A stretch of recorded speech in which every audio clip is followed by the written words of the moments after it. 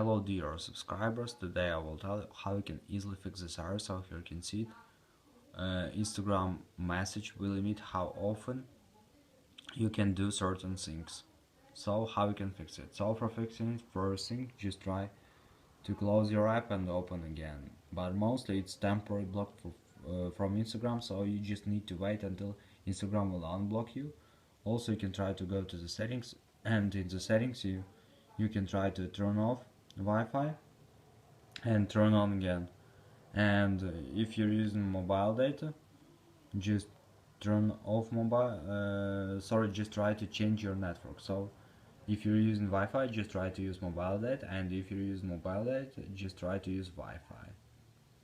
And if you have another device, just try to log in into your account from another device. So sometimes it also helps.